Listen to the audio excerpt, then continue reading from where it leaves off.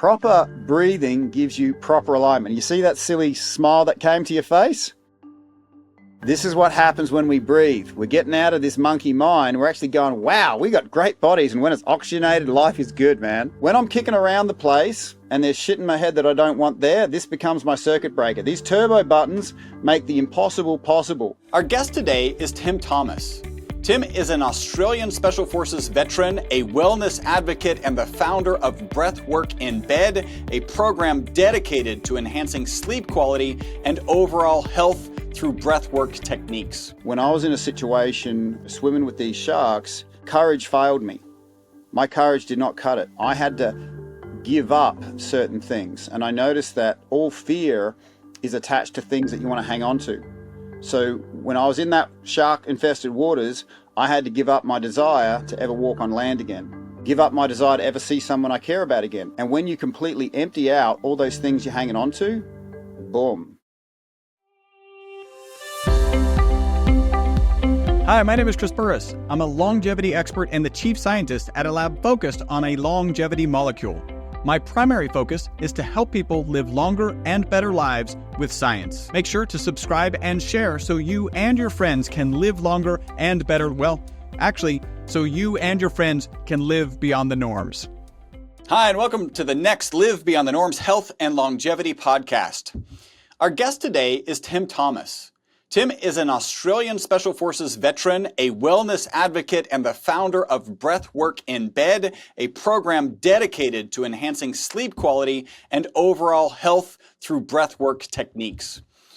Tim was an MMA fighter before the MMA existed.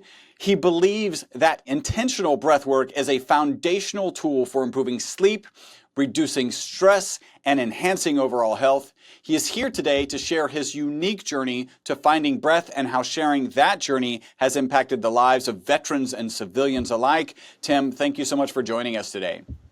Chris, so great to be here, and I've got a deep down awesome feeling inside of me that this next hour with you is going to be bloody amazing. I think so too, and so audience, make sure you stay tuned. All right, so we're going to talk a lot today about breath, right?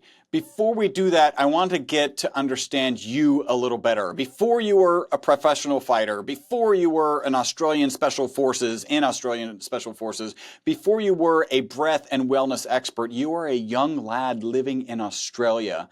Can you talk about how you grew up, where you grew up, and if you look back on how you grew up, would there be any indications that you would have joined the military, right? Because that was a key aspect of your life. And maybe anything that would indicate you would become a breath expert, ultimately helping so many people and veterans. Sure. Great question, Chris. And I must say the most powerful impact I had growing up was my parents. They had a heart of service, and they worked with people that were very low socioeconomic circumstances. So I guess the equivalent to say the people that kind of lived under bridges. My father and mother worked with the Australian Indigenous Aboriginals, and this is before there was any sort of government funding, recognition, and if the kids at school didn't have food, they would come to my mum's place, and I understood it was just normal for me. You see on YouTube this Restore Your Faith in Humanity, where someone does something really nice for somebody that couldn't repay it. Well, that was just every day. And it was quite a privilege to grow up in Aboriginal society, because I figured out real quick that if you're below 5, they don't say no to a child. and I figured out the elders all had a special skill set to make a particular thing, whether it was a boomerang, whether it was an eagle.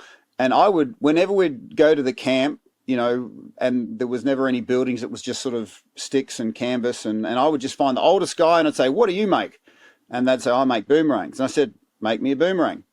And we would walk out in the bush together. He would show me the bend in the tree, would cut it and trim it, and then he'd just hand it over. And some of those things I've got to this day. And growing up in that free range sort of space was allowed some very deep human parts of me to come alive and be activated. The other thing that impacted me was dyslexia. So I didn't know why I couldn't do school. And back in the 70s and 80s, the technical term for dyslexia was you're stupid. And you tell a kid that enough, they start to believe it. And I thought, well, the sky is blue. My name's Tim and I'm stupid. And I thought, well, if I can't do school, I might as well have fun. So I was very rowdy and disruptive in class. But in my 20s, I started doing these IQ tests, and I was doing really well. I'm like, maybe, just maybe, I'm not as stupid as everyone says. And I thought, well, it gave me a real heart for other people, because how many other people in our world around us have all these really wonderful gifts inside of them, but because they've had a bad experience with someone saying you're stupid, you're not worthy, there's some part of them that doesn't feel worthy, and they don't bring their gifts into the world. And so I've usually found the biggest shit sandwiches that the world has given me have become the best fertilizer to grow everything in my life. Like the one thing I didn't like, the stinkiest shit, becomes the best fertilizer. So within that, vernacular, I've kind of discovered it's, as blokes, we tend to value ourselves by what we do, and look at what I've done. I've fixed that car, I've mowed that lawn, I've done whatever. But from the other people's perspective, it's not what we do that adds value to them. It's what we've come through that makes us valuable to others. So coming through that space, I found myself getting a lot of joy in being of service the way I wanted to be of service. Because I tried to be of service like my mum and dad did, and they are the type of people that give the shirt off their back. A fun story I like telling about, a small example of mum's generosity. I was in her backyard recently, and she had this, like a gerbera daisy. And I'm like, oh, that's a pretty gerbera. Mum, where did you buy it? And she says, oh, I didn't buy it. I just got a pot plant. And I'm like, what's going on here? And she said, well, I knew there was some good in it, and I just started watering it, and then 6 weeks later, the gerbera came out.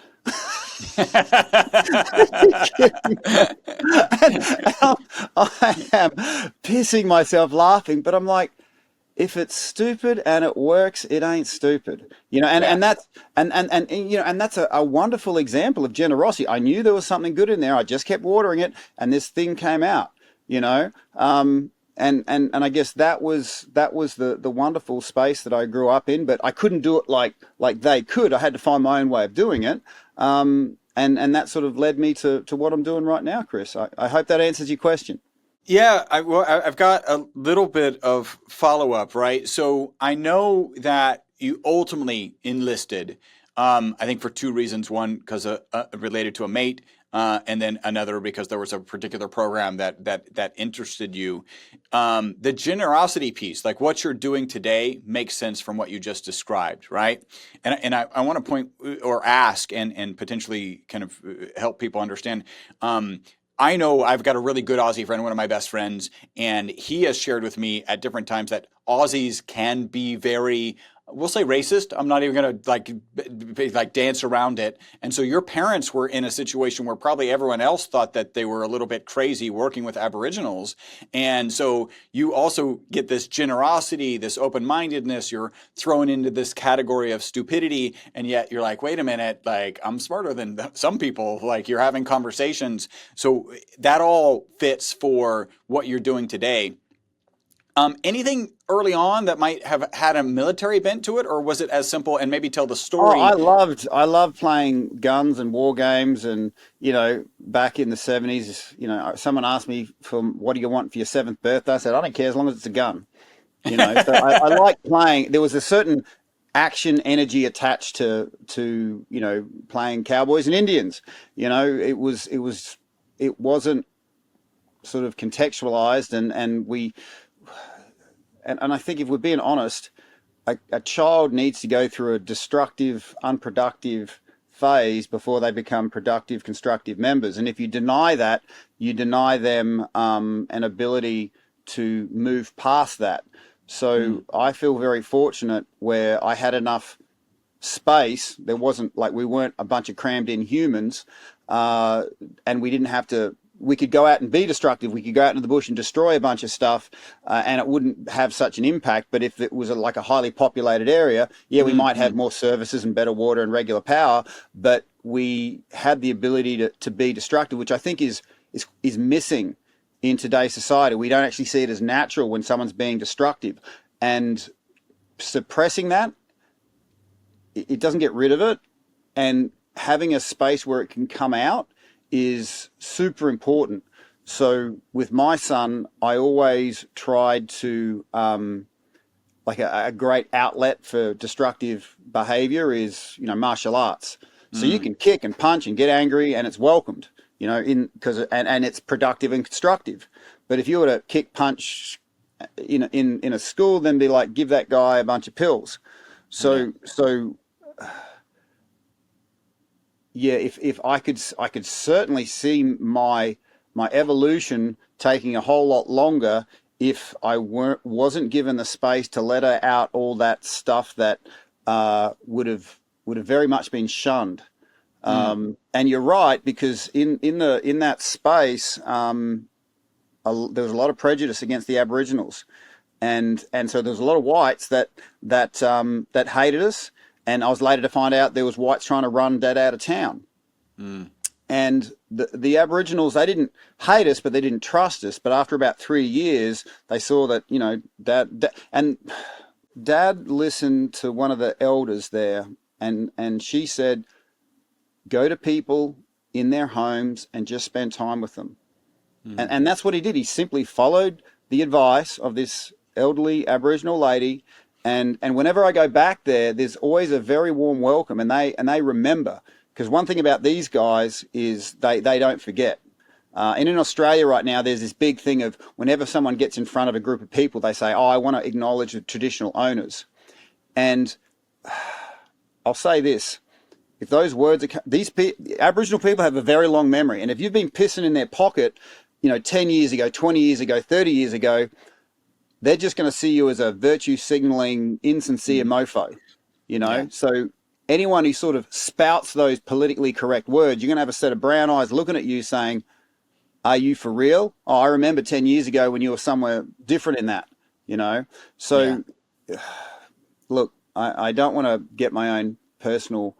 my parents were doing it before it was mainstream, Yeah, So, yeah. And so... in that space now, it was a blessing because I was also raised very conservative Christian.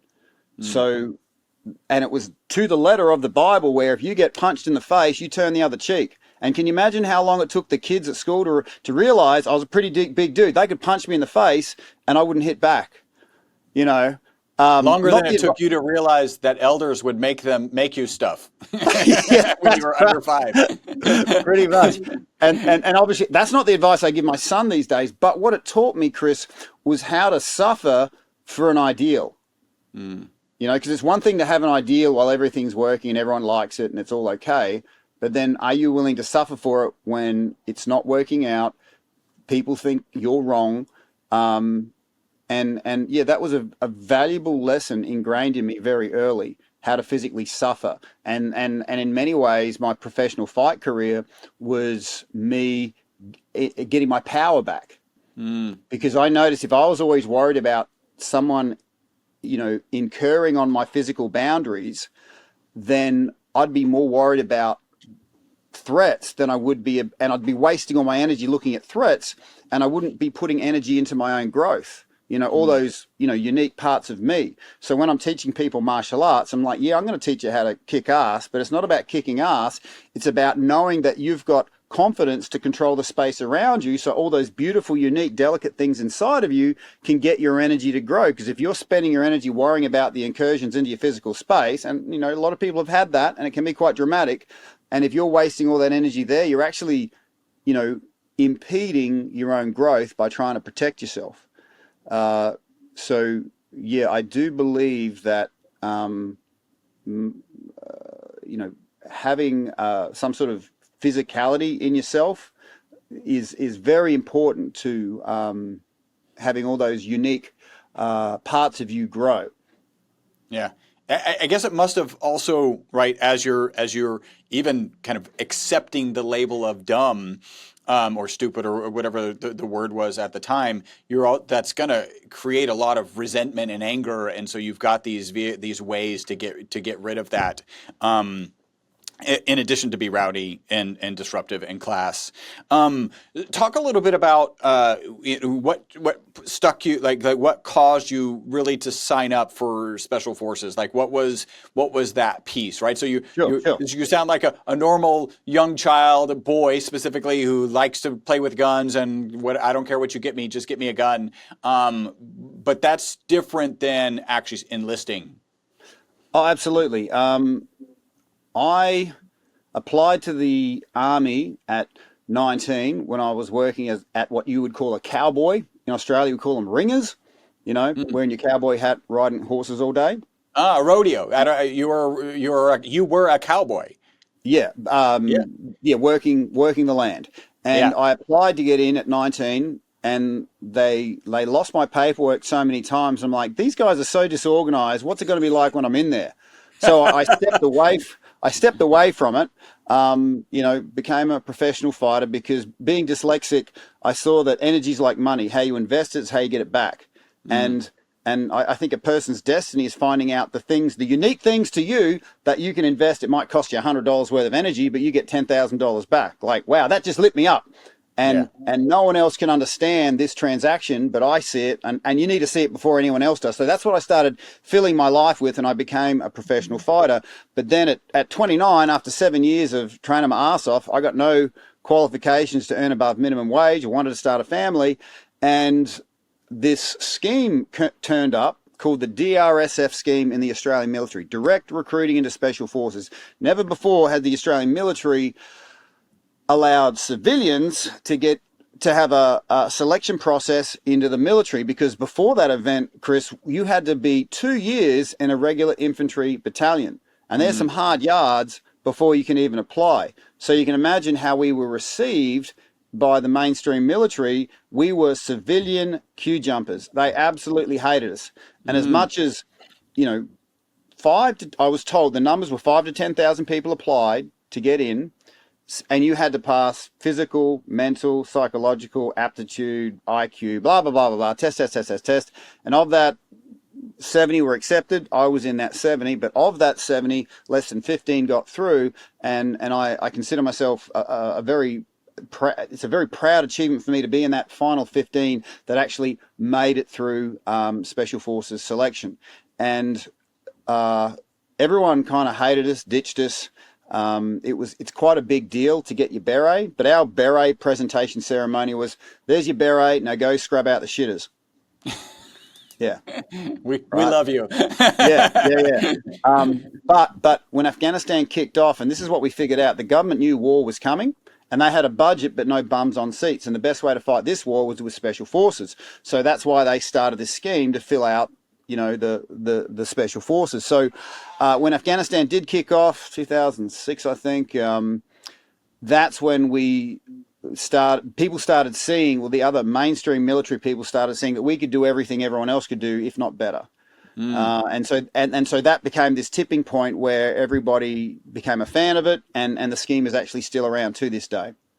It's interesting, the language difference, Australia, US. So for us, a scheme is usually like some sort of underhanded process of Right. maybe pilfering money from somebody or whatever. That's a scheme. It's a Ponzi scheme, right? Yep. And it would have just been a program, but we certainly understood that it wasn't, underhanded or whatever. Although the other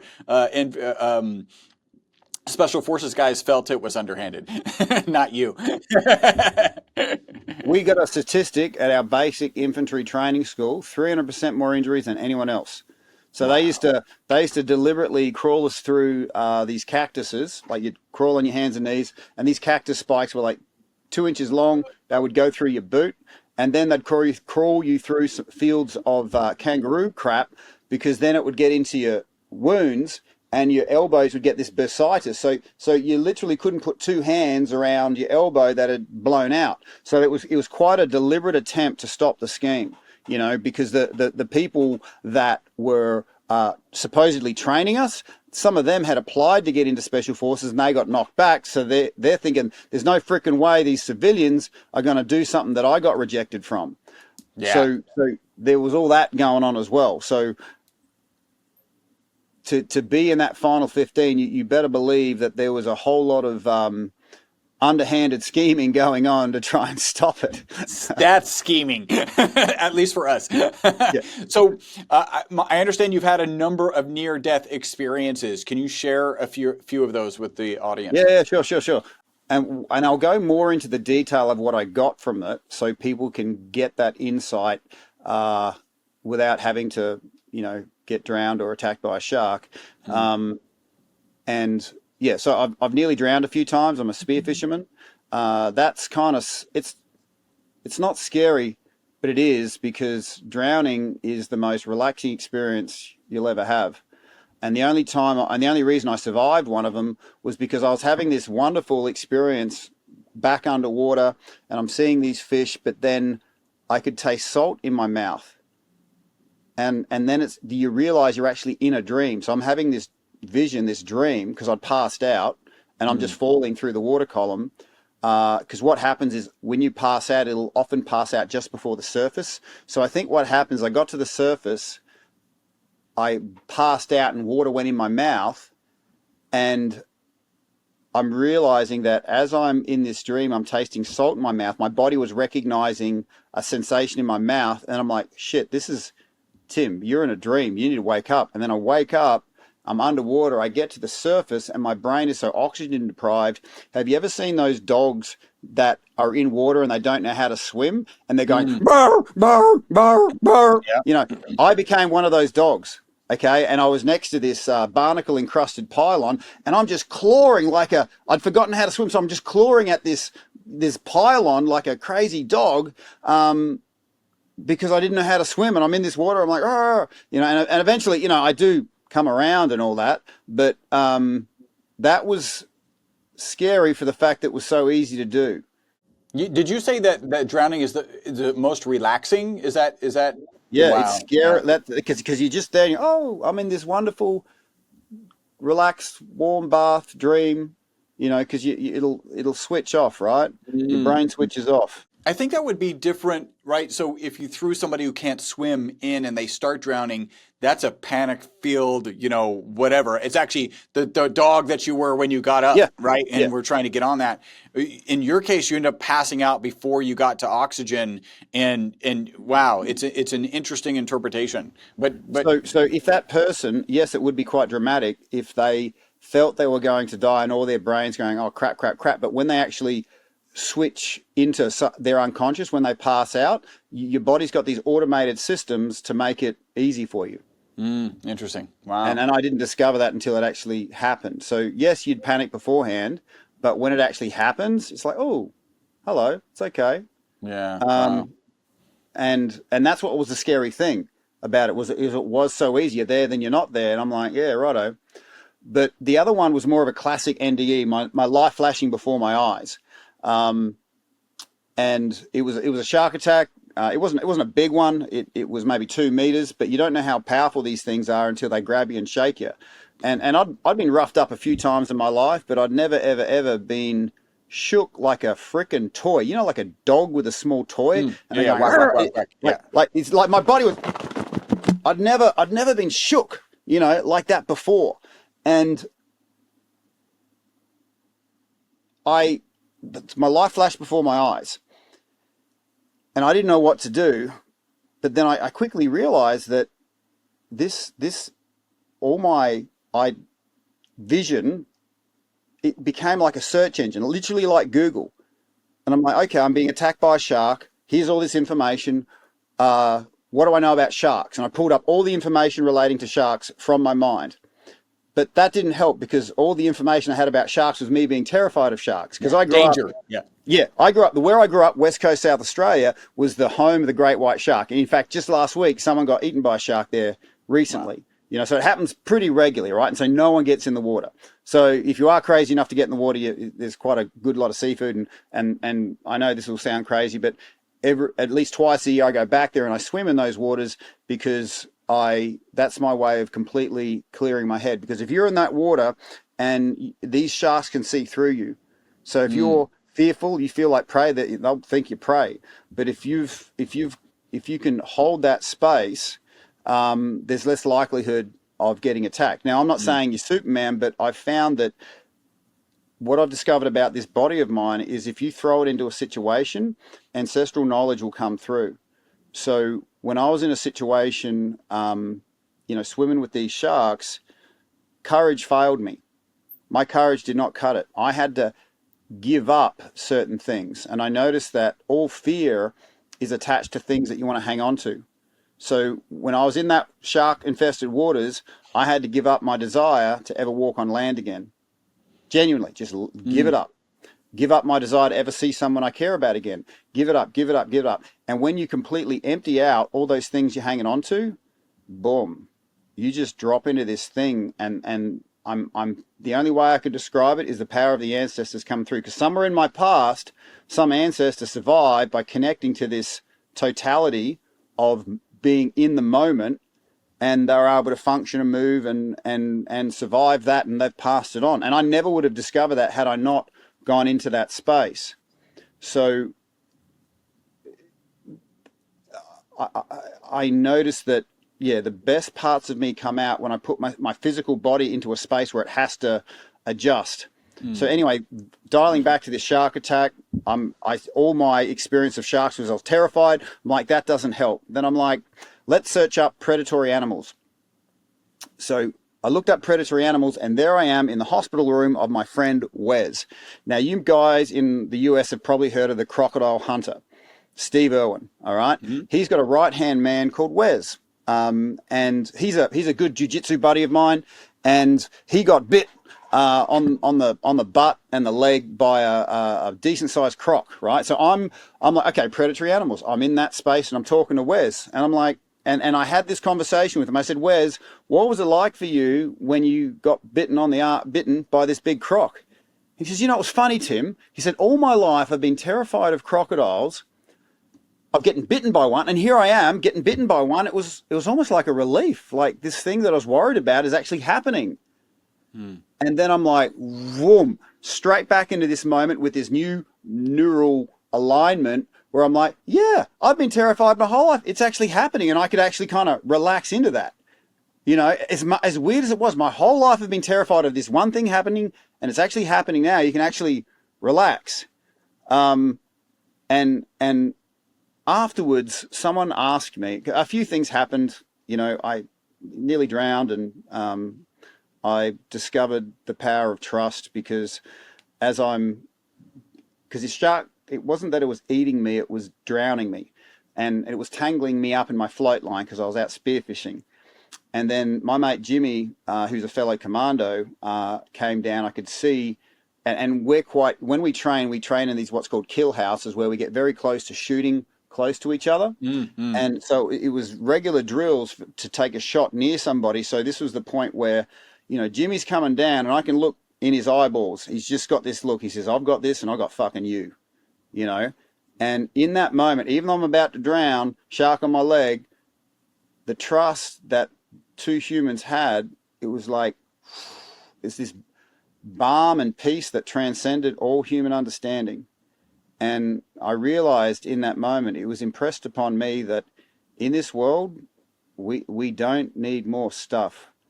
As humans, we need more trust. And I turned my body. He took the shot. He hit the spear went maybe that far past my leg to hit this shark. Unfortunately, it didn't help. It just pissed the shark off more. And so this thing is getting more aggressive. And the only thing that saved me, Chris, was I wear what's called a shark shield, which is a battery operated device that creates an electrical field where the shark comes into and it senses it bounces off of. But dumbass Tim hadn't, I didn't turn it on. Okay. So, but the thing is, of all the places for it to bite me, it bit me where this big battery of the shark shield was. So it was biting down. So think of that's my leg, and it was biting down, and there was a little bit of space in the corner of its mouth. And the on switch for this shark shield was inside its mouth. So I'm like, well, I'm going to drown. I may as well lose a finger and try and turn this thing on. So I reach into the corner of this shark's mouth, and I'm feeling around inside this mouth to turn this on switch on. I found it. I flicked it on, and then boom, it just lets go, gets lost. And then I go to the surface, and that was like the sweetest breath of air I've ever had. You know, Jimmy and I, we high five each other and like, all right, let's go kill this fucker.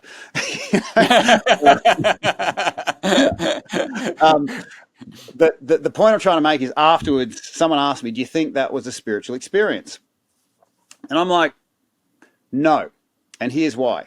Because when I had my life flashing before my eyes, it was just my life from my perspective, from my own eyeballs. There was no other perspective other than mine. It was cool. Like, I'd never had that experience before, but it was technically nothing new. And I thought, instead of just seeing a sequence of, you know, linear events of my life, if that was a spiritual experience, I would see how that action then impacted others. You know, might have impacted 2 people, impacted 4, 8, sort of like the old butterfly effect. And that really gave me some context to live, because I don't think we have the ability to see how our actions impact others. But I believe if we do the things that really make us feel lit up, or the old money's like energy, how you invest, it's how you get it back. When you're doing things that make this feels right, this feels good, then they're the impacts that are going to be paying forward outside your own experience. A bit like a bee. All it wants to do is make honey, so it's got to fly around to all the different flowers. Do you think it knows that it's creating fruit for that tree? It's feeding animals that eat the fruit. It's feeding the animals that eat the fruit. Like, it's this cornerstone activity, but all the bee knows is this is what it's built to do. And as humans, I don't think we overcomplicate stuff. We get away from our real deep instincts. And we can get very easily influenced, especially if we're in a state of fatigue. And that's why I'm a big fan of sleep, because once you get your sleep back, you get your thoughts back. You're less susceptible to the crap. You can actually get back to who you are as a sovereign individual. So, yeah, the idea of what the near-death experiences gave me was a sense that if I am living my life in line with the things that light me up, make me feel good, then it's going to have a powerful and positive impact on others. Because faith to me isn't whether, you know, God exists, because he simply does or he doesn't, right? Faith to me is knowing that my normal, average, everyday life is having these powerful, positive impacts on others. Man, very nice. So I will make one suggestion. Your Google, as you were searching, you need to use a different engine, because it should have said to turn on the shark repellent, right? That should have been the first thing. That's right. Yeah. The first Where were you result. 5 minutes ago? That was early Yahoo instead of Google. Netscape. Exactly. All right, so let's talk about sleep. Thank you for sharing those very personal stories. I think there is a lot to learn. I mean, one of the things that really, I think, resonated with me is the human connection aspect, how important that really is. Let's talk about sleep. I think let me just ask this kind of in general, how sleep, when you were in Afghanistan with the Australian Special Forces, how sleep deprived would you say you were on a regular basis? Well, okay, it's ironic, Chris, because part of the goals of Special Forces is to attack the enemy's sleep, because we knew that if we took out their sleep for 3 nights, it would mess them up better than a bullet. All right, Chris, you're a smart guy, but if someone could take out your sleep for 3 nights, you'd probably be locked up in a room with padded cells. You know, So we're all on kind of thin ice, right? But you obviously, in the selection training, you get the people that can handle it get selected to keep going. We have this thing called demarcation, which is 3 days, 3 nights, no sleep, no food. You can drink water, but you just working 24/7. And I remember that was compounded for me because my firstborn kid was born just before demarcation when I was on Special Forces selection, and they told me, they said, look, you can do selection or you can see your kid born. You can't do both. You know, and so Wow. it wasn't just the physical duress. There's some stuff going on underneath the surface, right? And just to answer the question of, you know, what I chose there, I had to get out of myself. I said, well, from the kid's perspective, what would he want? You know, did he need a dad there physically at his birth, or did he need a dad with a job? Because like I said, I had no means to make, you know, any higher income than minimum wage, and I wanted him the best life he could have. So obviously I got all the help I needed for my then wife. I call her my then wife, not my ex-wife, because I've got a positive stand for the future. In fact, our son came back from Canada yesterday, and I had lunch at my then wife's house, and you know, we still, you know, I'm really happy with the way things are going. We can, and it certainly didn't start out like that, but it's amazing the work you do underneath the surface sets up what happens outside of your skin. But that to one side, sleep deprivation was something you kind of get trained to handle, but then on deployment outside the wire, it goes to a whole new level. So you're not just sleep deprived, you've lost mates. You know, you've had limbs blown off others. You got crap going on, you know, there's no preparation for. And you're arguing with people next to you, you know. So I remember one day had an argument with my vehicle commander, and he told me to piss off and just stare at the desert for as long as needed. And I remember, and I had this sense that I was going to die. And I thought, what's the point? I am fucked right now. I'm going to die in this shithole. And it's like I've only got 2 cents worth of energy left. I am freaking spent. And after about 5 minutes, I picked up my bottom lip off the dirt. And I said, Tim, if you've only got 2 cents worth of energy, you better invest that wisely. And I didn't have any training in this, but whenever I laid down, we never got anything we'd call proper sleep, but whenever I laid down, instead of just going woof and hitting the mat, I would focus on my left thumb, and I'd breathe into my left thumb, and I'd breathe in light into my left thumb, and then into my, you know, pointer finger, index finger, ring finger, pinky finger. I'd breathe, and I noticed just that breath would somehow, I didn't know it back then, but I was activating my parasympathetic nervous system. So in the Special Forces, we were told how to accelerate and go hard, but no one showed us how to brake. And your brake system, the thing that slows you down, is your parasympathetic nervous system. And what I've observed about the human body is, if you go by the car metaphor, we don't heal ourselves and restore ourselves while our car is still revving. You've got to drop the revs of the engine, and then all your healing restorative systems kick in. And for me, the easiest way to get there, and I did this instinctively, was through breath work. And then when I woke up from however much sleep I had, instead of just 2 cents worth of energy, I had 8 cents. I'm like, I'm seeing a pattern here. This is working. Energy is like money. Invest it, get it back. Invest it, get it back. So this had this accumulative effect. 8 cents, 16, 32, you know. And then I started feeling pretty good inside myself. You know, when I woke up, I did extra exercises like push-ups, sit-ups, lifting an ammo crate. And it's not like we didn't have a busy day anyway, but the more I invested in me specifically, the more I got out of adequacy. And it was at that point, Chris, I realized I'm in a team. And if they're having a bad day, I'm having a bad day. And essentially, who did I want around me when good times turn bad? So I'm a pretty thick-skinned dude, pretty stubborn. So I had to go there, get completely fatigued to realize that when the person next to me is stronger, I'm stronger. You know, so even if I'm doing it from selfish means, it makes a lot of sense to pour into other people's cups. But I noticed if I did it from a place of adequacy, if I'm at just 100% and I give someone 10%, there's a part of me that goes, you know what, you better do something. I've got an expectation now on what you've done with my generosity, because I'm down to 90%, right? But if I invest in me and I create 500%, I can give away 20% a day.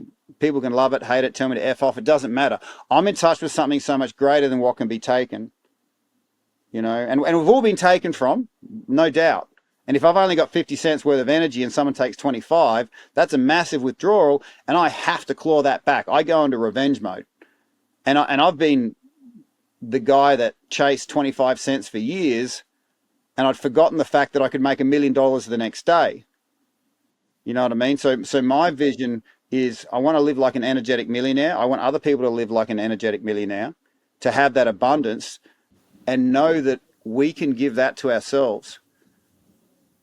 And the reason I love breath work is that if you think of us as evolving humans, before we were sentient, before we were putting paintings on rock walls, we were actually breathing. Breathing predates our thinking mind. Before we were speaking, we were breathing. And the one thing the psychologists haven't figured out yet is that the trauma goes down deeper than the words can reach. And I'll say that again. Anyone who's messed up in trauma, if someone's just going blah, blah, blah, there's a very limited effect on that. And they wonder why they're not helping people. So when that deep ancient wiring of breath lives in all of us, and it outranks our thinking mind. So when I'd gotten divorced, lost my house, home, money, regular access to kids, 3 a.m. in the morning, you can bet my head was not letting me sleep. And I'm sleeping on the couch in my parents' lounge room. And I discovered that our mind is like a garden. Whatever you water grows. So I was doing a really good job of watering the weeds of stress. And what I observed is those weeds grow to a certain size, and then eyeballs pop out of their head, and they become sentient. They become aware of the things that feed them. They become aware of the things that starve them. And they're very quick to stress you out because that feeds them. And they're very resistant to doing things that that would get rid of them. So it shows up a bit like before you exercise, there's a part of you going, oh, I don't want to do this now. There's that resistance, right? Because that's the disempowered parts of you saying that if you were to become powerful, we're gone. We're just gone. So they scream the loudest before that stuff gets kicked out. So it's a really handy thing. It's sort of a reverse compass when there's a part of you going, oh, not now. I really don't want to. I don't feel good. That's exactly when you should be doing it, because that's that disempowered part of you saying something super powerful is about to come. So if you've got an enemy that wants the worst for you and there's 2 doors to go through and they say, hey, go through number 1. That's the best option. It's not the number, it's number 2 you need to go through. You see how that works? Yeah. So point I'm trying to make is I'd been feeding the stress weeds. They were sentient, and I'm peaking out. I'm about to do self-harm 3 a.m. after I'd lost everything I cared about. And I was at the point where I was going to either take a lot of alcohol, a lot of pills, and I'm a breathwork coach. I knew I could write down the knowledge I had that breathwork relaxes the parasympathetic nervous system. And so this is what no one tells you, is that when you really, really need it, there's a whole lot of resistance to do it. And I am freaking the hell out, but this is when I look at my left thumb and say, Tim, you can take 1 breath. Just take 1 fucking breath. And I drive it into my chest, and it's like, oh my gosh, it was like that first breath coming up from the shark attack. And I'm like, crap, this is working. Take 2 breaths. I drive a second finger in. Okay, good. 3. Let's take 3 breaths. Okay, 5. Let's get to 5. Let's get to 10. Let's get to 15. And each finger was so deliberate. And then somewhere between 15 and 25 breaths, the deep ancient wiring outranked my overthinking mind. And those stress weeds got kicked out. And the rest of my brain said, thank goodness you kicked those stress weeds out. This is working. Don't frickin' stop. And I had to go to the deepest part of my shit to turn that into fertilizer. And I'm like, if this actually works, this actually works. And how many other people are in that situation where they can't sleep and they know certain things might help, but they're just not doing it? And that's where essentially Breathwork in Bed was born, to give people these pharmaceutical free options that you don't often hear about, because no one's making money from it. What an amazing story, right? Of how you overcame your own kind of what you described, weeds, or that thing holding you back from what you knew you needed to do to get on the other side of the thing that was keeping you away. Like it's really amazing. And when I first heard you tell that story, I thought of I interviewed a lady by the name of Deanna Hansen. She has a company called Block Therapy, and when she created this company, and Block Therapy, what they do is fascia release, right? Yeah. So you have fascia all over your body. Keeps the score. It's amazing what she does. I did her program not enough. It's one of those things that came intuitively, probably the same way digging into your abdomen, right under your rib cage, kind of spoke to you. That's how I felt during fascia. So I need to do some more of that. But she actually discovered it by an incredibly stressful situation. I think she was probably, in the same place where she was about to, consume a lot of alcohol or pills or whatever. And she dug into her abdomen and felt this emotional release. And she really dug in. Was there emotional release in that also? Or was this, in your case, a tool just to get to the other side of, I need to get some sleep. I need some peace from this pain? No. Great question, because our peace, our power is relative to how connected we feel. And when you're in a stressed state, you're inside this sentient mind, worried about the stressor, and that creates a disconnect between you and yourself. Okay? So it's the disconnect that, and you can be so worried about that external stressor that your body can be in all sorts of fuck up, right? Mm-hmm. Stress, tension, and this can go on for years, but you're so concerned about something outside of you, you've disconnected from this. So whatever mechanism you use to reconnect back into your body, to tell that monkey mind, sentient thinking that we're actually connected, we're actually in this together. Once this reconnection happens and you can feel into this incredible body of ours, that's when you can restore your peace. That's when you can restore your power. It's the disconnect that creates the lack of peace, lack of power. And to multiply that, Chris, if you knew I had your back 100%, right? You just knew it. And I knew you had my back 100%, and I knew it, then everything else is a very small detail, and this is the power of connection that we have as humans. And if we want to go to the opposite end of that, where I can't trust anybody, I can't drop my guard for a second because everything's a threat, because everything is a threat.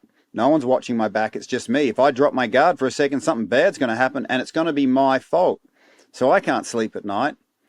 And one feeds the other. There's no holding ground here.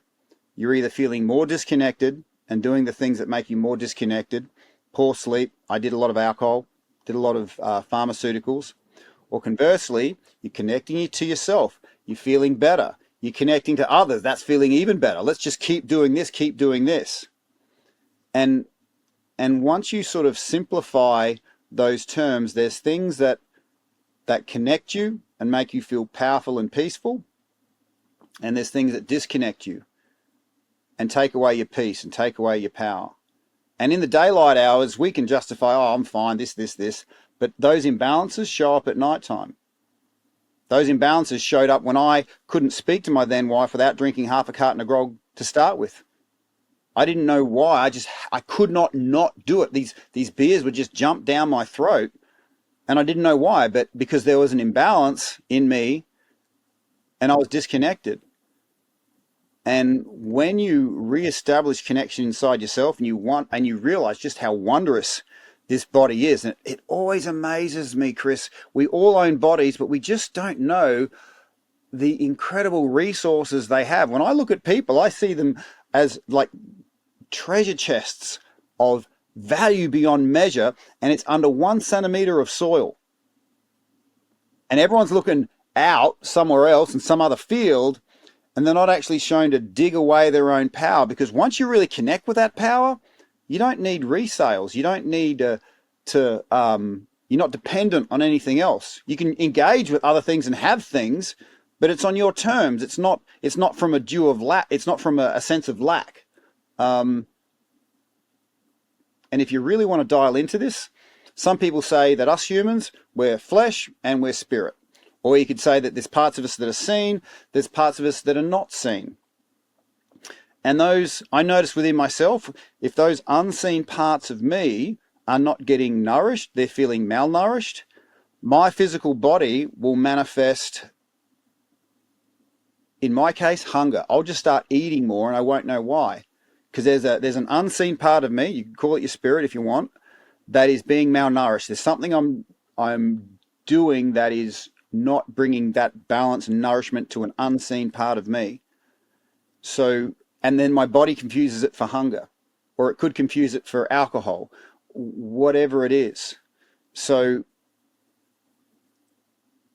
understanding that breath is the easiest way to nourish and find peace and find that reconnection to those unseen parts, to your spirit, is an incredible gift to have. And I don't see myself as a breathwork coach. I'm the guy that introduces you to the love of your life. You are going to have this loving, nourishing relationship that's always going to be there for you. It's going to be there for when you go to sleep. It's going to be there when you wake up. It's going to be there through your day. And people ask, how often should I do breath work? And I'm like, well, when I was on pills, I had pills in my medicine cabinet. I had pills in my cupboard. I had pills in my car, in my glove compartment, in my fruit bowl. I was always taking these pills to self-medicate because I thought that's what I needed to feel normal. And so now I show people how to access their breath, this wonderful, loving relationship we have underneath our chest. And we realize it's not lungs we own. It's a medicine cabinet with a lot of different shelves.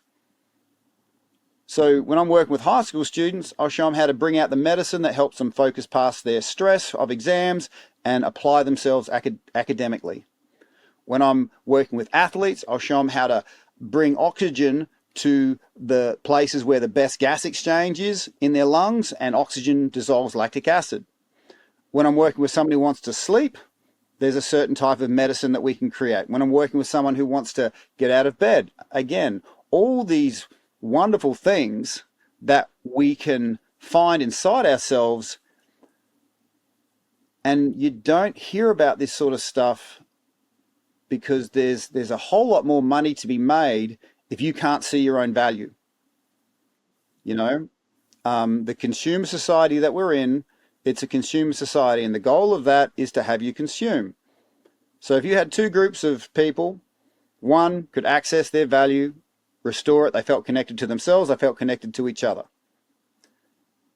And then there was another group of people that weren't connected to themselves, they weren't connected to other people, they didn't know their value, they couldn't improve their value, and whatever they had was never enough.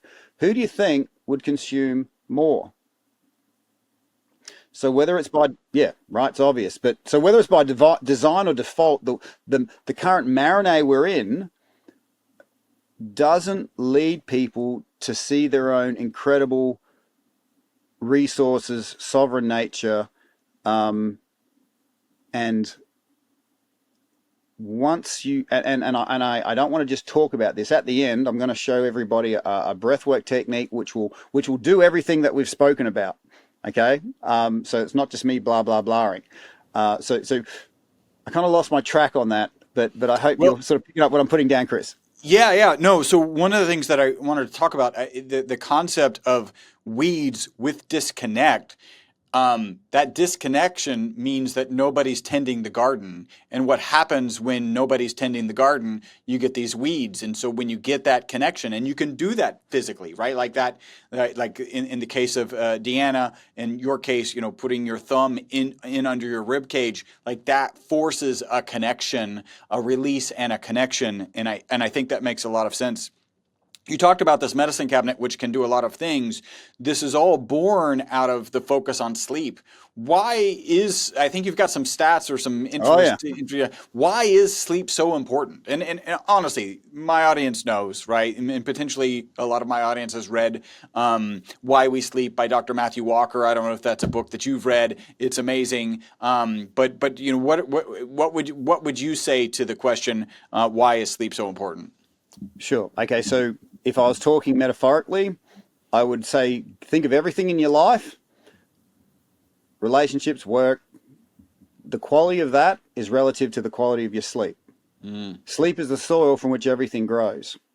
But we're a very visual sort of society, so we usually just go for what is seen. Oh, my trunk's not in the right shape. I'll buy a bunch of stuff to get it in the right shape. I don't have the fruit in my life that I have, so I'll buy a bunch of stuff to give me the fruit that I want. But I drilled into this. I wanted to know what 1 year of poor sleep would impact in a person's life and attach a dollar to it. And I found some interesting impacts from poor quality sleep. So let's just talk about work. Obviously poor sleep reduces cognitive performance, poor memory, slower decision making, diminished focus, and it actually increases absenteeism. Sleep deprived employees take double the amount of sick days. They take over 11 days, and healthy sleepers, less than 6. And that means that's a lot coming from an Australian. We're here in America, so you guys already take too many days. Yeah, we're the lazy ones. We're the lazy ones, not you guys. And I think a lot of these stats are drawn in from the US, though. Okay, so these are stats that I've obviously searched for. So, but also being physically present. Poor sleep makes you mentally unfocused and can lower your output to 20 to 30%.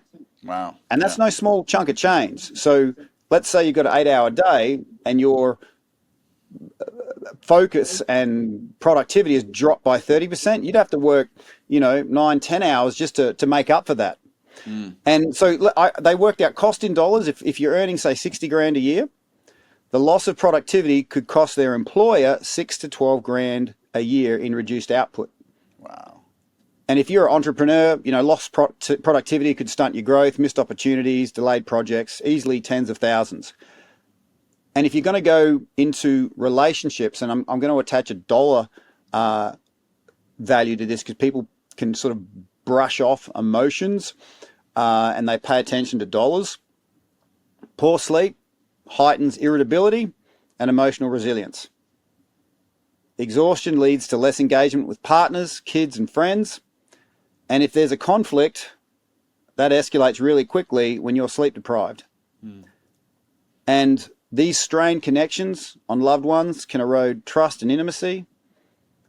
And there's a risk of divorce and separation. And if you look at the financial cost of that, it's easily between 15 and 30 grand for legal fees and lifestyle changes. So if we're looking at just the hip pocket, sleep-deprived people, they miss promotions, miss their raises. Healthcare cost. Chronic poor sleep leads to illnesses, increasing medical bills. So the reduced income between 5 and 15 grand a year for mid-career professionals. But the additional healthcare costs could easily add another 1 to 3 grand a year.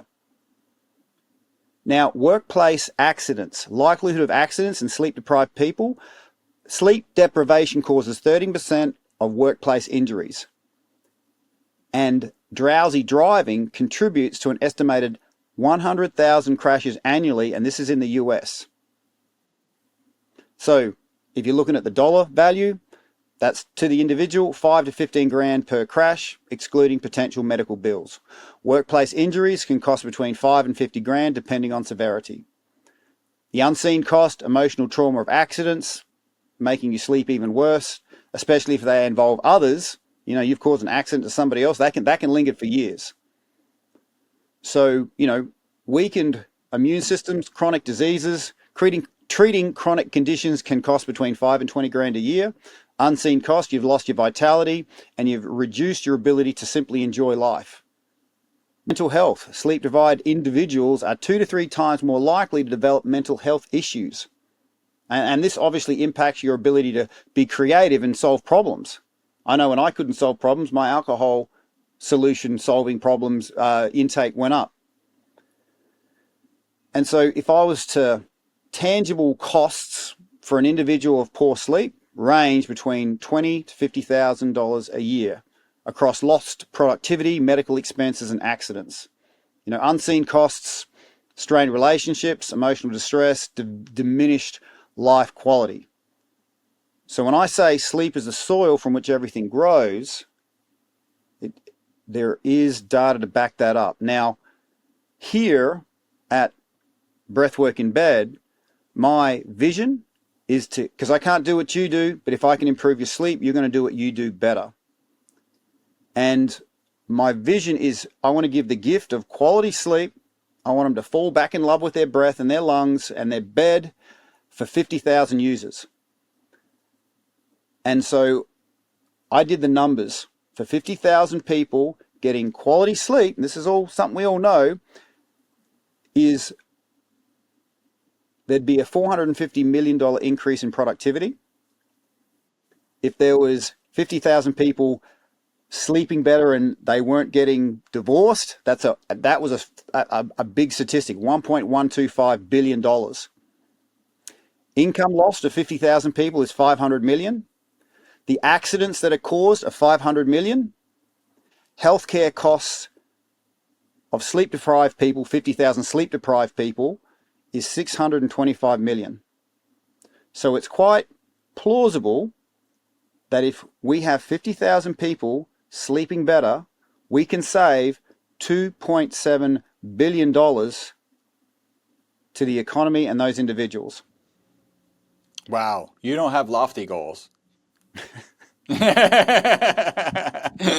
That's phenomenal. And we're going to give away, they can get the app, right?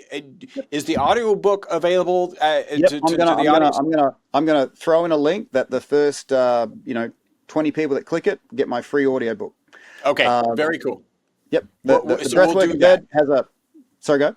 Yeah, so we'll be very happy to do that. I have a couple more questions, then I want to get into our wrap-up questions. I know you wanted to do a breathing process. I think that audiobook is what I've been listening to and has some of those breathing processes in it. So we can steer them in that direction. If there's more than 20, reach out to us. I'll do some beg, borrowing, and pleading, and maybe we can make something happen. Sure. But Chris, everything I do has to pass a P test, right? Yeah. There's 3 Ps. Right. Powerful, positive, and permanent. And we've had a great conversation, but, and I'm sure people have enjoyed it, as I have, but what can they take home tonight? What can they use? What can be permanent? Who are they? If we really care about the people we're sharing with, what can they use tonight? What can they use next week? So that's why I would rather give permanency to this conversation, because I can show people in 3 breaths how to totally relax their system. I got an app, but whatever. If people can use this, then they're going to have that access to permanency. Okay, so that's my request. Let's do that and then get into the wrap-up questions. My request is we do the breath work at the end, because once this stuff will really have you drifting, and it'll be a nice place to sort of finish up on, because sometimes, like I said, when you really connect to this moment, you feel super satisfied. It's like you don't want anything else. Okay, so perfect. We'll use this energy, and I appreciate you accommodating me so generously, Chris. Thank you. Well, no, I mean, you have been working on a vision for a very long time, and I'm a big believer in supporting people's visions. So, as obviously you are. All right, so here's our wrap-up questions, and then we'll get to this breathing process, and relevant links will be in the show notes. The first wrap-up question, which sounds weird given the whole conversation that we've had today, but this is a question I ask every guest. Do you have a target age that you want to live to? Yeah, absolutely, 150. 150. I love Yep. it. And how long do you think humans can live? Well, to me, when people say 150, that's crazy. I'm like, it's the 4-minute mile. Okay. No one thought it was possible. They had all the data saying they couldn't do it until someone actually did it. So I'm going to be the 4-minute mile guy, and I made a promise to my son that he's 20 and he's thrown down like a freaking champion. He's doing his mixed martial arts. And I am so proud at 50 plus to be thrown down with him. Like, I'm not exactly kicking his ass, but I'm making him breathe really heavy, right? Yeah. Um, Yeah. and amongst other 20-year-olds. And my Yeah. promise to him was that when you have a son, I'm going to be throwing down as hard with him when he's 20. So everything I do right now is on the back of the promise to my grandson that doesn't exist yet. So when I'm out running, when I'm doing my breath work, when I'm doing my ice bath, everything is towards that goal to impact a life that hasn't existed yet. If that makes sense. Yeah, no, So yeah. makes perfect sense. And so if you were to put a number on how long you think humans can live, what might you say that number to be? Well, okay. For no reason, 180. 180? Awesome. Yep. That's fine. What are 2 to 3 protocols, habits, mindsets, let's call them shortcuts because everybody loves shortcuts, to longevity and a long health span that you would share? Learning how to activate your parasympathetic nervous system. Okay. Understanding, and which is essentially your brake, the thing that relaxes you and slows you down, because your body, once it drops below a certain rev rate, if you think of the car, if it's still revving, it doesn't heal. But if the revs drop, it naturally heals. It's got all these processes. So my systems in the veteran recovery space was based around getting everyone's rev rate to drop below a certain point, and it's like they automatically healed themselves.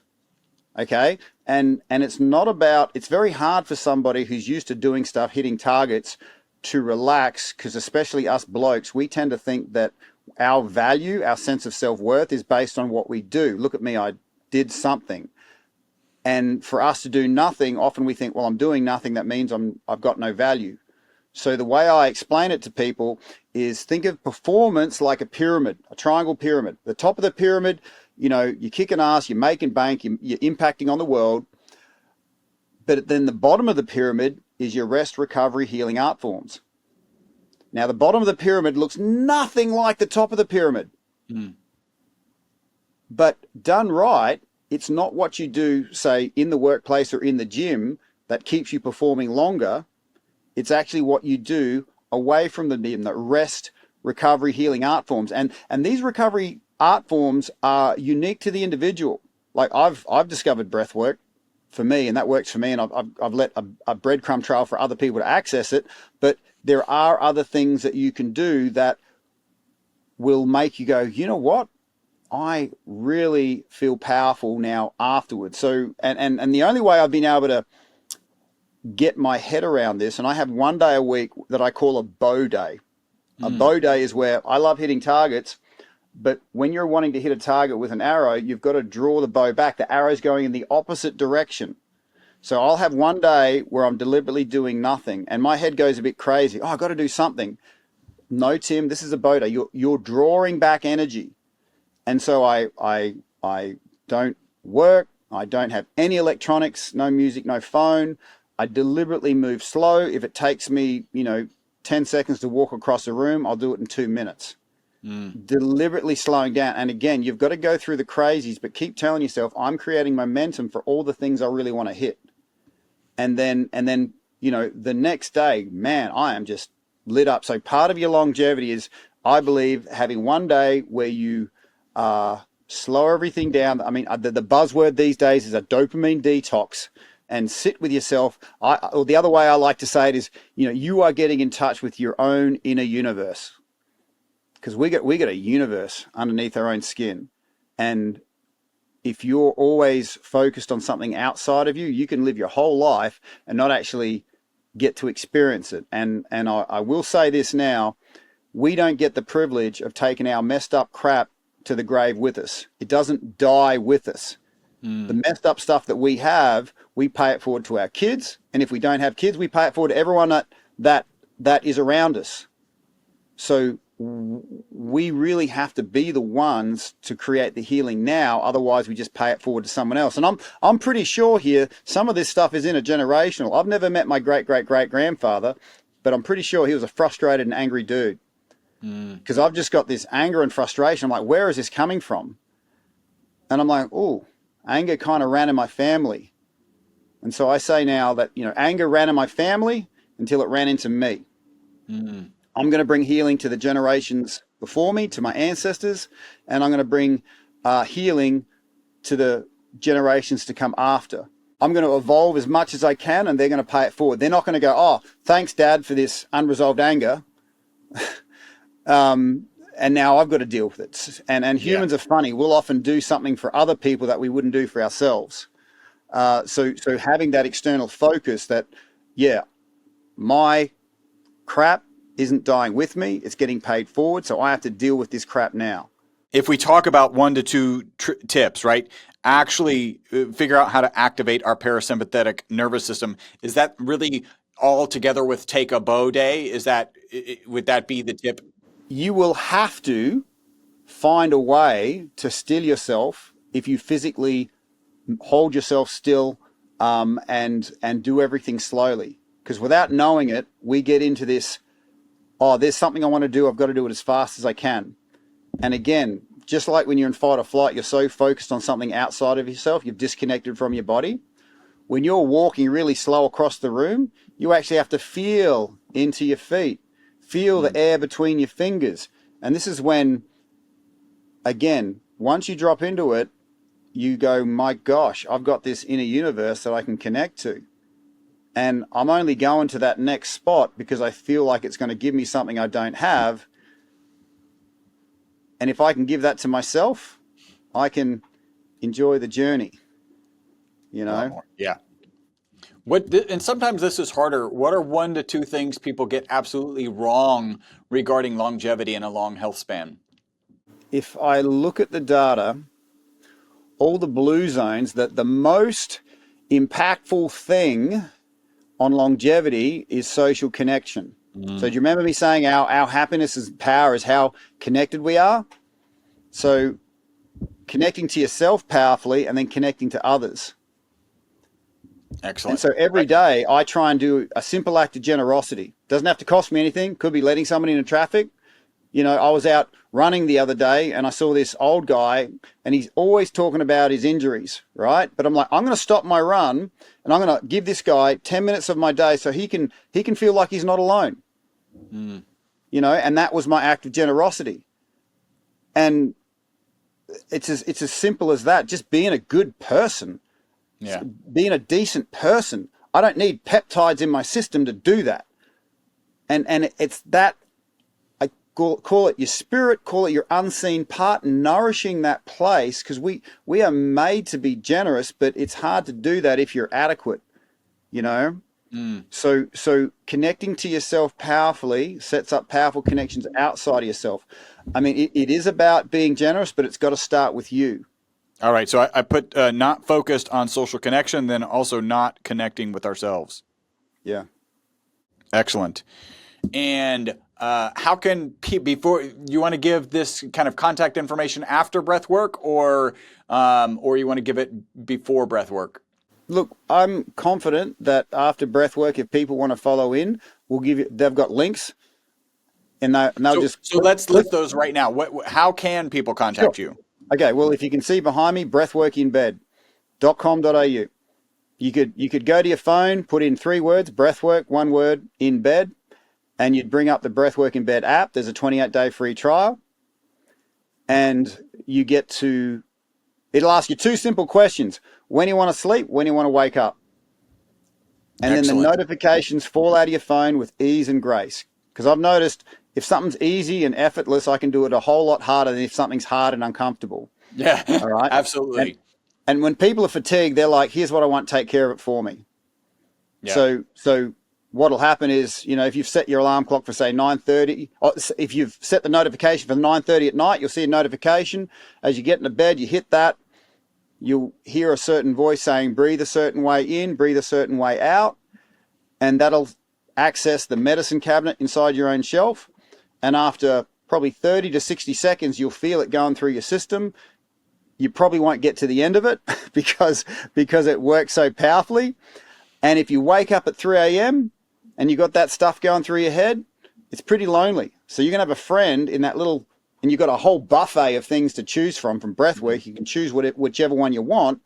And doing breathwork to get back to sleep is super, super powerful. For decades, I thought it was just normal to wake up doing those ones. But now, breath work is my friend at 3 a.m. But to me, it needed to be guided. I needed to have a button to hit so I could get rid of the stress weeds. Yeah. You know, and then the real game changer is in the morning. If you've said, I want to get out of bed at 6:30, you might set your alarm clock for 6:15. That'll go off. You'll see the notification. Hit the notification and press play. And before you leave the bed, you'll be guided to breathe a certain way that'll activate your body. That feeling of lead gets turned into gold. And it's not just breath work, it's moving your body and using your hands to unblock your chi. And so many times, because I wake up feeling like a bear coming out of hibernation, I'm like, this is bullshit. It's not going to work. It's not going to work. But bit by bit by bit by bit, and I'm like, holy crap, it works. So if you can set up these easy micro habits that a lot of the successful people have, and they just fall out of your phone, you just push a button, then if you can win the first 10 minutes of your day, you can win the day. Like I said, I can't do what you do, but if I can improve your sleep, if I can have you wake up feeling good about you and powerfully connected to yourself, then, you know, everybody wins. Very cool. What in the near future are you excited about? And then we'll get into our breath work. Well, I'm excited about 50,000 people getting a good night's sleep. Like everyone's heard the term, we're all connected, right? I don't like that. I tend to think we're all on the same grid and we're all feeling each other more than we admit. And that becomes really obvious when someone you care about dies and they're removed from the grid. And those golden invisible strands are felt when they're severed. So just like if someone's physically removed from the grid, you feel it. I believe that when they're physically improved, that benefits you as well and everyone in the grid. Yeah, so, that makes sense. So I am not just excited about improving sleep. Remember how we said sleep is the soil from which everything grows. What I'm really excited about is inside of everybody, you, me, everybody, we've got these seeds of greatness sitting in our soil waiting for the right conditions for them to germinate, grow, flourish, become fruitful. And if you're in a sleep-deprived state, those seeds of greatness and uniqueness lay dormant. But if you improve your sleep and everything improves, then those seeds activate. So good sleep has an accumulation effect. Beyond just feeling good about yourself, I get super excited seeing the uniqueness, the greatness that comes out of people when they have the right soil in their life. Yeah. Excellent. All right. Well, let's jump into our breathing technique. What's the time frame here? We're like okay. Well, if we allow 5 minutes. Yeah. Okay. Very cool. Yep.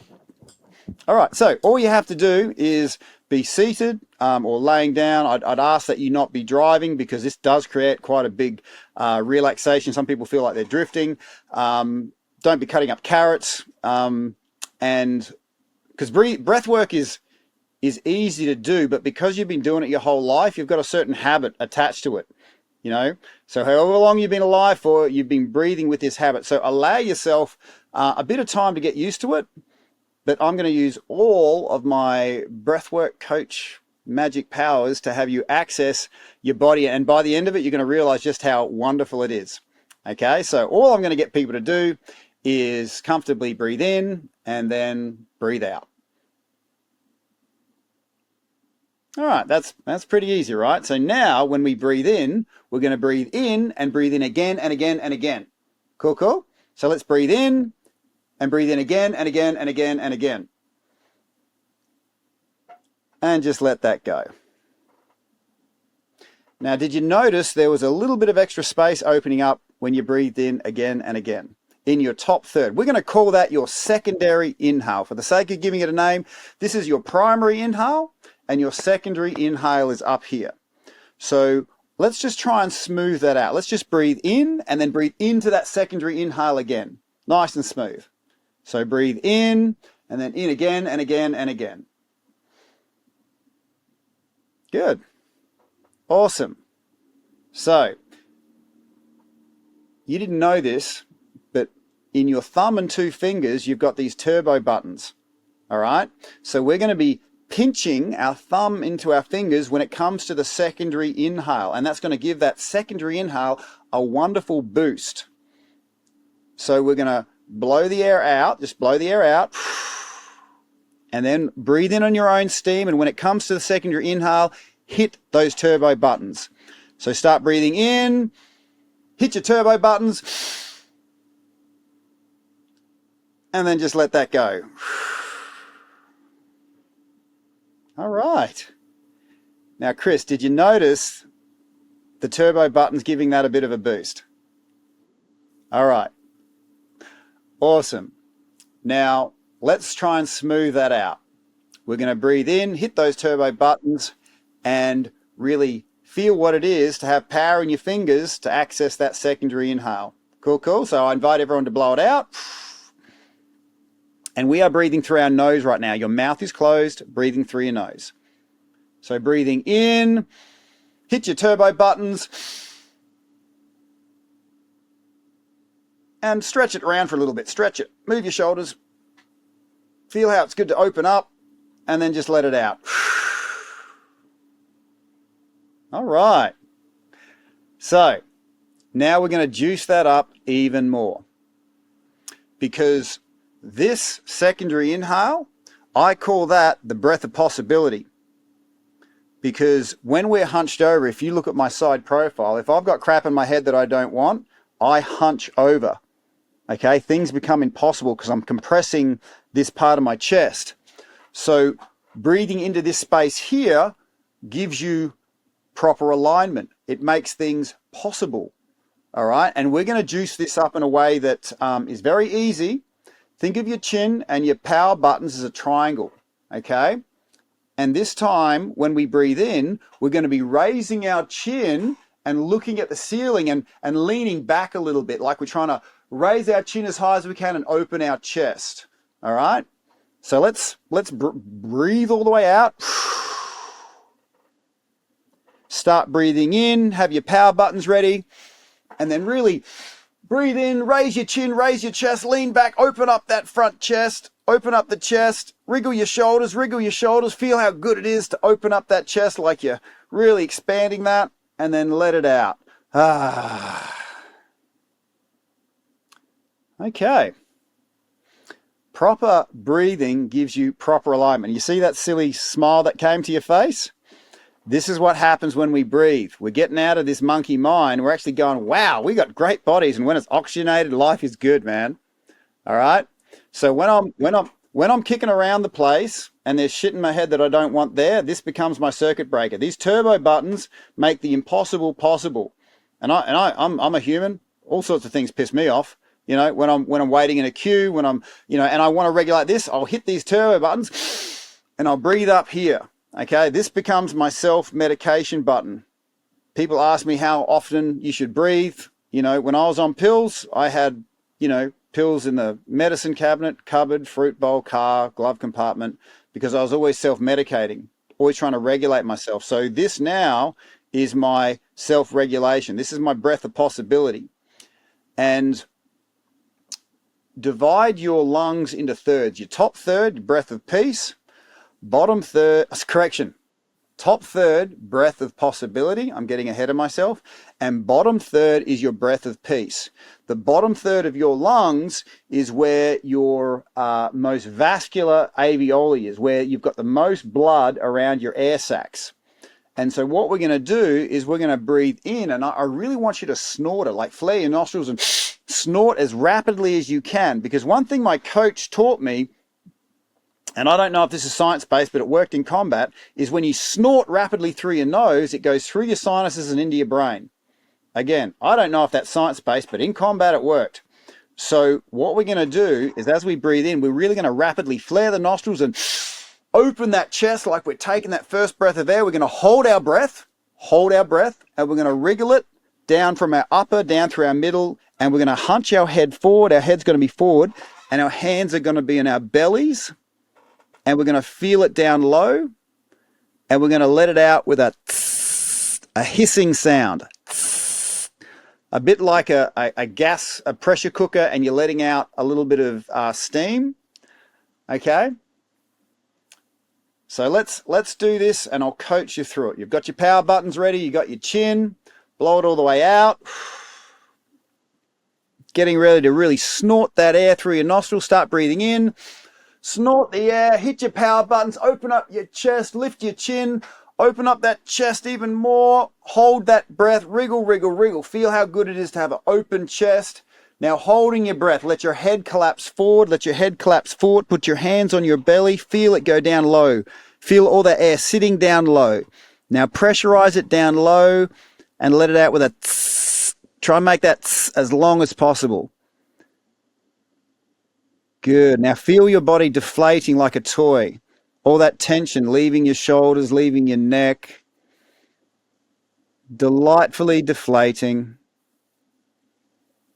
Everything's just falling away as your breath slowly exhales. And we're going to do that 2 more times. And you'll find the more you do it, the more open you feel, the more natural it will feel. So we're going to do that, blowing it out, out, out, out, snorting it in. Open your chest, squeeze your power buttons, open, open, open. Really open that chest. Open the chest like a flower that's opening, feeling very proud. Holding your breath now, and just collapse your head forward. Let your head sort of rock down towards your knees. Put your hands on your belly, hands on your belly. Feel that balloon of air down low. Squeeze it, and then let it out with a slow tss. Try and take as much time as you can to let it out super slow, under pressure. And as it's exhaling, feel that tension leaving your body. You're like a deflating toy, all the tension leaving it, leaving your shoulders, leaving your neck, leaving your face. And this last one is just going to be a delight. So gently blowing all the way out. Breathing in, hit those power buttons, raise that chest, be that proud person with a big, relaxed, open chest. Wriggle it around, holding it. Let your head relax forward. Everything's relaxing now. Everything's collapsing down. Everything's collapsing down. Hands on your belly. Hands on your belly. Feel that you've got a balloon in your belly. Pressurize it and let it out super slow. And have it feeling like all the tension in your body is just deflating out. Your whole body's deflating. The tension is leaving your neck, leaving your shoulders, leaving your upper chest, your arms. Feel like it's just falling away. And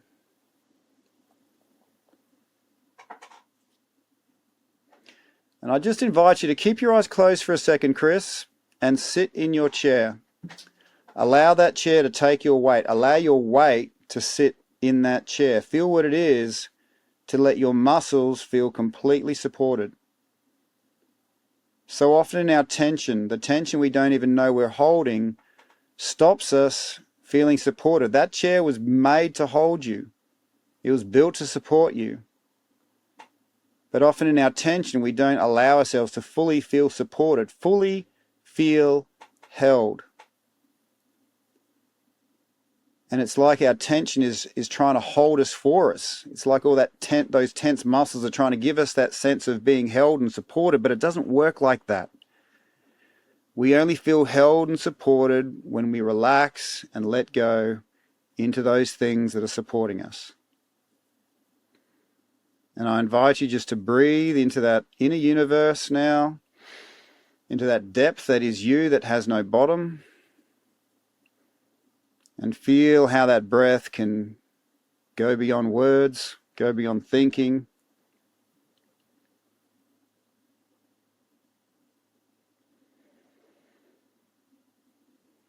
And it's moments like this we realize that, so often we struggle and strain to get certain things in certain places, but everything we really want, everything we really need is right here underneath our own skin, accessed through our delightful breath.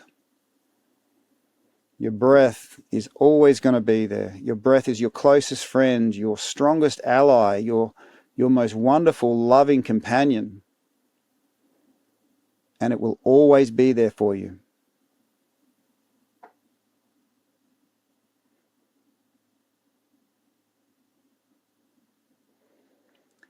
And now, just to come back into our bodies, I invite everybody to put their hands on either shoulder.